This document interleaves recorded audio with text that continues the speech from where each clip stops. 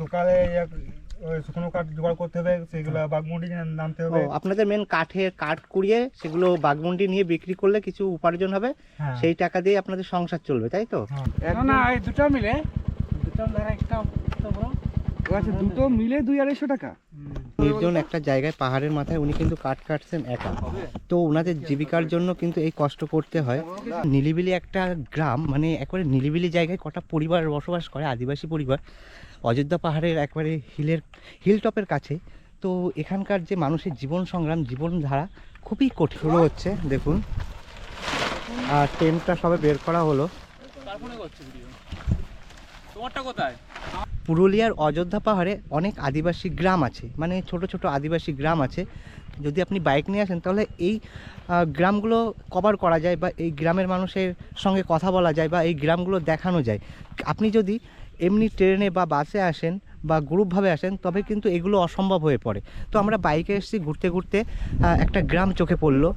জায়গাটার নাম হচ্ছে রাঙা, এবং এখানে মাটি যেরকম রাঙা মাটি, তো এই জায়গাটার নামও রাঙা। মানে এই টপ হিলে এই রাঙা যে জায়গাটা, এই জায়গায় কয়েকটা পরিবার আছে। সেই পরিবারদের জীবন সংগ্রাম এতটাই কঠিন, তারা কিন্তু আদিবাসী সম্প্রদায়, কিন্তু তাদের যে জনজীবন এই বিশাল পাহাড়ের এক কোণায় কয়েকটা বাড়ি, তাদের কিভাবে বসবাস, সেইগুলো এই ভিডিওতে তুলে ধরবো। তবে আস্তে আস্তে ওনাদের কাছে যাই এবং ওনাদের বাড়িগুলি দেখাবো এবং ওনাদের সাথে কথা বলবো, এবং ওনাদের জীবিকা, ওনাদের নির্ভরশীলতা সব কিছু তুলে ধরবো। তবে ভিডিওটা দেখতে থাকুন। দেখুন, গ্রামে ঢোকার আগে একটা দৃশ্য চোখে পড়লো। এই যে নিলিবিলি একটা গ্রাম, মানে একবারে নিলিবিলি জায়গায় কটা পরিবার বসবাস করে, আদিবাসী পরিবার, অযোধ্যা পাহাড়ের একবারে হিলটপের কাছে। তো এখানকার যে মানুষের জীবন সংগ্রাম, জীবনধারা খুবই কঠিন, মানে খুব কষ্ট করে বসবাস করেন। দেখুন কোথা দিয়ে আমি নিচে নেমে এসেছি। আমি এমনি নিজে প্রতিবন্ধী মানুষ, তবুও মানুষের আবেগ, মানুষের কষ্ট তুলে ধরতে গেলে কিন্তু কষ্ট করতেই হবে, সেটা আমাকেও করতে হবে। তো একটা কাকু এখানে, একটা কাকু নয় দাদা, স্নান করছে বোধ হয়। একবারে নিস্তব্ধ এরিয়া, কেউ নেই বলতে গেলেই চলে। ও একটা দাদা রয়েছে এখানে। দাদা ভালো আছেন? এই যে গ্রামটা, এই গ্রামটার নাম কি? বড় যারা এই যে উপরের যে বাড়িগুলো আছে সব বড় যারা। তা আপনারা কি এই জলে স্নান করেন? হ্যাঁ। আচ্ছা, মানে এখানে কি বা টিউবওয়েল বা অন্যান্য কোনো কল টল নেই সেরকম? কল এখানে 3টা আছে মোট। মানে এই এরিয়ায় 3টে কল আছে, তাই তো? এই গ্রামে 3টা আছে। আচ্ছা, গ্রামেই 3টে? হ্যাঁ। মানে পানীয় না এমনি ব্যবহারযোগ্য? ব্যবহারযোগ্য। সব ব্যবহারযোগ্য, মানে পান করার জল আপনারা কোথা থেকে নিয়ে আসেন? উপরে আছে ইয়ে। আচ্ছা, আপনি কি কাজ করেন? আমি কিছু কাজ করি না। আপনি কাজ করেন না? তো আচ্ছা, আপনাদের এখানে মানুষের বেশিরভাগ কাজ কি? কাজ হচ্ছে আমাদের বর্ষাকালে ধান, হ্যাঁ। আর তারপরে ইয়ে এখন শীতকাল হয়েছে, এখন তো জল নাই, জল না হলে চাষবাস হবে না। মানে আপনাদের জলের অভাব, তাই তো? হ্যাঁ। মানে সঠিক সময় সঠিকভাবে জল পাওয়া যায় না? না। আচ্ছা আচ্ছা। তা আপনারা কি ওই যে বাড়ি থেকে এত দূর হেঁটে চলে এসেছেন যে স্নান করতে? মানে এইভাবেই কি আপনাদের পরিবারের সবাই এখানেই আসে নাকি? হ্যাঁ। আচ্ছা, কি কষ্ট, মানে আপনাদের জীবন সংগ্রাম তো খুবই কঠিন তাহলে। কঠিন। আর সকালে ওই শুকনো কাঠ জোগাড় করতে হবে, সেগুলো বাঘমুন্ডি নামতে হবে। আপনাদের মেন কাঠ কুড়িয়ে সেগুলো বাঘমুন্ডি নিয়ে বিক্রি করলে কিছু উপার্জন হবে, হ্যাঁ। সেই টাকা দিয়ে আপনাদের সংসার চলবে, তাই তো? হ্যাঁ।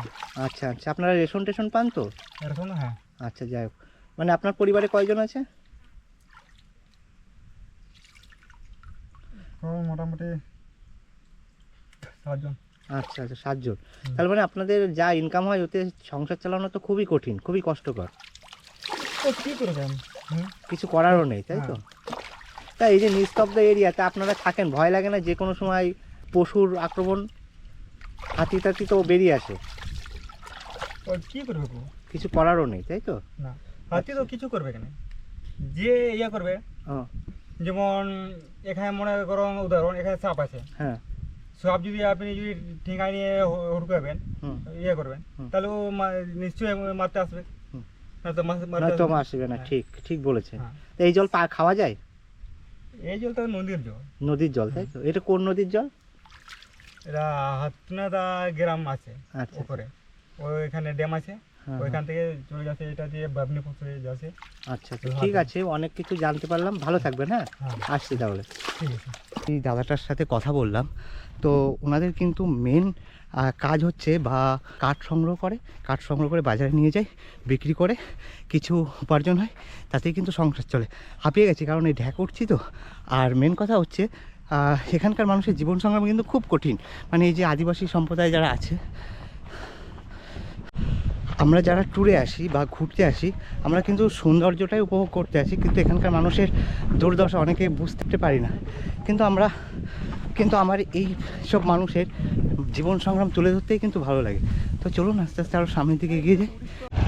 এবার কিন্তু দেখুন কি ভয়ানক পথ দিয়ে আমরা যাচ্ছি, মানে কি দুর্গম পথ। পিছনে যারা আসছে তারা কিন্তু নেমে গেছে দেখুন অলরেডি।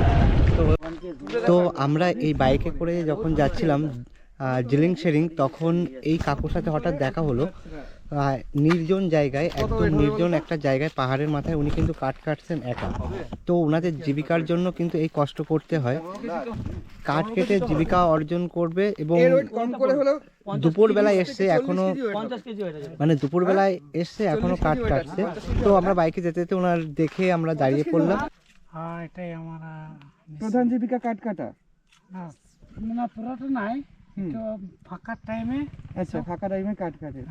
এই যে কাঠগুলো কেটেছেন, এগুলো কি বিক্রি করবেন না জ্বালানি হিসেবে? এটা বিক্রি করে। সব বিক্রি করে দেন? দাম কি রকম থাকে? 200-250 টাকা। কি একটা এক পুরো গোল্লা? হ্যাঁ, একটা বান্ডিল। এটা তো ভালোই। না, এই দুটো মিলে, দুটো মিলে একটা তো বড়। আচ্ছা, দুটো মিলে 200-250 টাকা। এত কষ্ট করে কেটে কি করবেন? ব্যাপার হচ্ছে কখন থেকে শুরু করেছেন কাটা? কতক্ষণ ধরে কাটছেন? ধরুন না 12টা ঘন্টা বেরাইছে। 12টা, আর এখন বাজে প্রায় 5টা, ধরুন না, তাই তো 5 ঘন্টা ধরে আপনি কাট কাটছেন। আর এটা তো এই দুটো এরকম বোচকা বেঁধে যদি নিয়ে যান বাড়িতে, কাঁধেও তো ব্যথা হবে। বাড়ি কত দূর? এই তো মামুদি গ্রাম। মামুদি, তাও এখান থেকে 1-2 কিলোমিটার হবে। 1.5 কিলোমিটার হেঁটে হেঁটে যাবেন এরকম? নামার সময় তো ঠিক আছে, কিন্তু ওঠার সময় এরকমই যেতে হবে। এরকম কঠিন জীবন আপনাদের, আপনারা পাহাড়বাসী, তাই তো? কঠিন জীবন করে যেতে হয়। এই যে কাঠ কাটছেন, এগুলো কি শুকনো কাঠ এখানকার? হ্যাঁ, শুকনোটুকু রস আছে। আচ্ছা, কি কাঠ এগুলো? শাল কাঠ। ও, আপনারা শাল গাছকে পুজো করেন তো? পুজো করেন। তা আমি একটা জিনিস আপনার কাছে জানতে চাইবো, আপনাদের পরব যেটা হয় সেটা কোন সময় হয়? ফাল্গুন মাসে। ফাল্গুন মাসে এই চাঁদটা দেখাবে সেখানে। চাঁদ যখন পূর্ণিমা হবে, যখন তখন? পূর্ণিমা নয়, দেখায় না। এই তো এই চাঁদটা তো কাল পরশু অমাবস্যা। হ্যাঁ হ্যাঁ, তারপরে চাঁদটা দেখাবে সেখানে আমাদের। ও, অমাবস্যার পরে যখন প্রথম চাঁদ দেখা যাবে। আচ্ছা, পরব হয় এখানে ভালো হয়? গ্রাম পূজা সভা হয়। আচ্ছা, ঠিক আছে। আপনি এই একা জঙ্গলের মধ্যে কাঠ কাটছেন, হাতি টাতি দেখেছেন কখনো? কোনো সময় এটা যে এদিকে অযোধ্যা এদিকে ঝাল্লা যায়, হাতি যায়, দেখেছেন আপনি? হয় রাতের সময়। তা ভয় করে না? মানে হাতি যখন বন জঙ্গলের দেখে দেখে একটু দেখে অভ্যাস হয়ে গেছে। ঠিক আছে, আপনি কাঠ কাটেন, আমরা তাহলে জিলিং শেরিং গ্রামের দিকে যাই। আমরা গ্রামের দিকে যেতে যেতেই, আচ্ছা আমি একটা কথা জিজ্ঞেস করব, কাকুর কাছে এখানে কি ভূত দেখা যায়? সত্যি কথা বলবেন। ভূতটা আমি ছোট থেকে মানে দেখে পাইনি, তবে বলেন ভূত দেখা যায়। আমি দেখিনি, চোখে দেখিনি। মানে আপনি ভূত দেখেননি, কিন্তু এমনি মানে শোনা যায় শুনেছি ভূত দেখা যায়। হ্যাঁ, লোকের মুখে দেখেছি। লোকের মুখে শুনেছেন, মানে আপনার যারা বাবা কাকারা কখনো বলেছে যে আপনারা ভূত দেখেছেন? না, সেরকম কিছু ব্যাপার নেই, তাই তো? কিন্তু লোকের মুখে শোনা যায় ভূত দেখা যায়। খুব এই 1 কুইন্টাল কাঠে করে নিয়ে যাবেন? আমি তো ভাবছিলাম দেখে যে শুকনো কাঠগুলো, কিন্তু কাঠের রস হয়েছে যথেষ্ট ওয়েট। শুকনো নয়, মানে 1 কুইন্টাল কাঁধে করে আপনি বয়ে নিয়ে যাবেন হেঁটে হেঁটে, তাও আবার উপরে আছে, মানে উপরে উঠতে হবে, নিচেও নামতে হবে। আপনাকে স্যালুট কাকু। সত্যি আপনাদের জীবনযাপন কতটা কষ্টের তা এইটা দেখে বোঝা যাচ্ছে। তাহলে দেখুন ওনাদের জীবন কত কঠিন এবং কত সংগ্রামী। কথা বলবো, যারা শহর অঞ্চলে থাকে বা যারা আমরা যেরকম সমতলে থাকি, আমাদের জীবন কত সহজ, কিন্তু যারা পাহাড়ে থাকে তাদের জীবন কত কঠিন, তাহলে একটু ভেবে দেখুন। তো আপনারা একটু কমেন্ট করবেন এই বিষয়ে। একটা রোড চলে গেল আর আমরা এই রোডটা দিয়ে যাচ্ছি, আর তো এগোচ্ছি তত কিন্তু রোডটা একটু সরু হয়ে যাচ্ছে।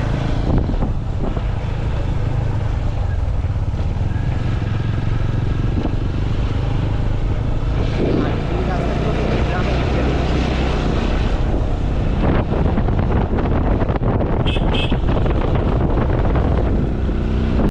দেখুন জিরিং যাওয়ার রাস্তা এতটাই দুর্গম আর এতটাই খারাপ কী বলবো। আর এখানকার মানুষ কিন্তু এইভাবেই যাওয়া আসা করে। তো মানে দুর্গম এরিয়া,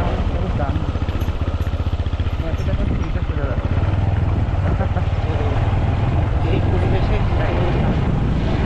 আমরা প্রবেশ করতে দেখেছি যে স্কুলটা আছে পার্কিং বলবো। তো এখানের মানুষরা স্কুলের উপরে আর রাস্তা দেখুন, পথের মজা নিতে নিতে আমরা যাচ্ছি। তবে সারাদিন আজকে ভালো পথ, কিন্তু এরকম কঠিন পথ সুগম।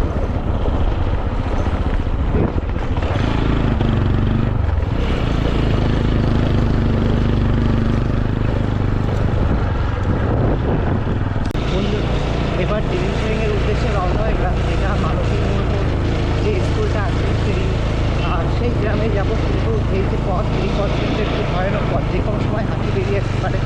তো যাই হোক আমাদের একটু রোড চালাতে হবে। আর আমরা পাহাড়ের উপরে উঠছি, তো খুব সাবধানে উঠতে হবে। আর রাস্তাটা খুব ভালো, মানে খুব খারাপ। তো দেখুন ওই পাহাড় থেকে আমরা এবার এই পাহাড়ে চলে যাচ্ছি। আর আমরা যে পথ দেখতে পাচ্ছ ওই রাস্তাটা।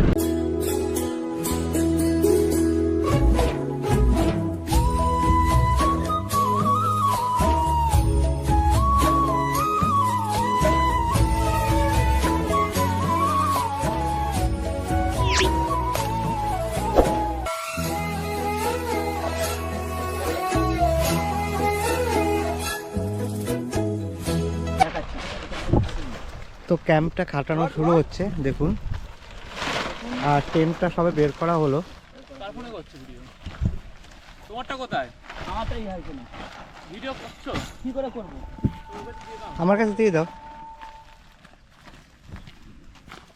প্লাস্টিকটা পাইনি, প্লাস্টিকটা আমরা কি দেখাবো?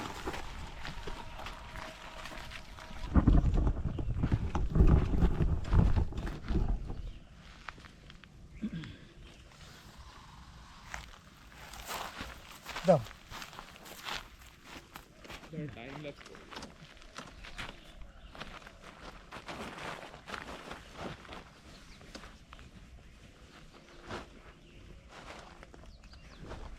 এখানে এখন টেন্ট সেটিং চলছে।